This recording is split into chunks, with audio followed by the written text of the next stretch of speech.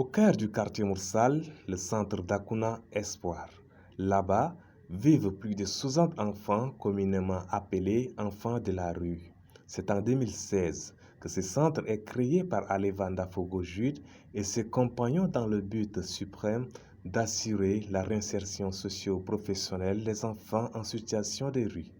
De loin, le centre ressemble à une école de danse, car la danse est pour Aleva et ses compagnons, tous danseurs professionnels, un moyen d'attirer les enfants afin de les transformer pour leur bien et le bien de la société.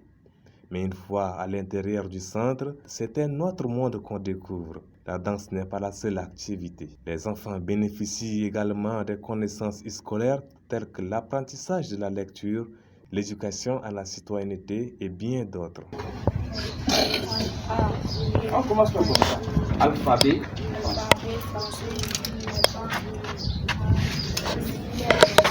B. Nous sommes le 18 janvier 2022. Alors que le soleil se couchait, des enfants complètement blancs, sans stylo ni cahier, se bousculent pour écouter celui qui leur apprend les 26 lettres de l'alphabet français. Ali Mohamed Suleiman est l'un des enseignants vacataires de ce centre. Je leur apprends ce qu'on appelle la citoyenneté. Juste parce que la citoyenneté en tant que telle, là, ça leur permet d'ouvrir la conscience, la morale de vivre ensemble pour pouvoir maintenir leurs conditions d'être ensemble. Cela leur permet également de comprendre ce qu'on appelle les droits et devoirs. Regardez ici, regardez ici. Je veux prendre un exemple. Tout le monde ici. D'accord? Regardez, celui qui ne connaît pas lire, il va peut-être là où on a interdit de passer. Par exemple, à la présidence. Il va marcher, il va continuer comme ça. Il marche. Âgé d'environ 17 ans, ce jeune pensionnaire reconnaît aussi l'avantage de ces cours dont il bénéficie au centre. Il fait partie des quelques-uns que le centre a aidé à reprendre le chemin de l'école. Aujourd'hui, il est en classe de seconde. Bon, pour le cours de citoyenneté, ça m'aide à l'école aussi à m'améliorer sur mon leçon de lycée. Donc, tu es en quelle classe? Je suis en seconde. Oui.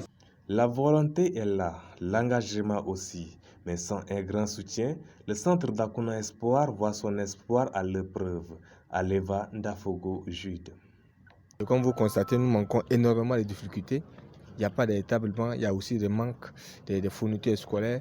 Et donc, vous voyez, c'est tout ce qui nous fait vraiment, même ces personnes qui travaillent, ce sont des personnes bénévoles, mais engagées pour la cause noble de ces enfants.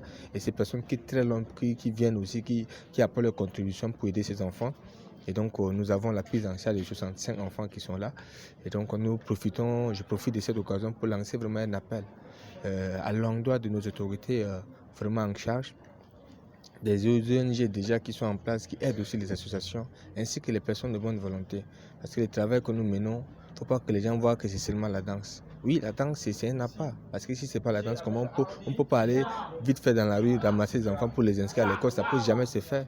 Depuis sa création en 2016, le centre d'Akouna Espoir a pu inscrire 48 enfants à l'école et 15 dans les formations professionnelles.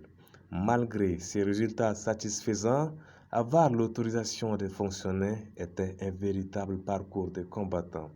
C'était Bikoto Junior.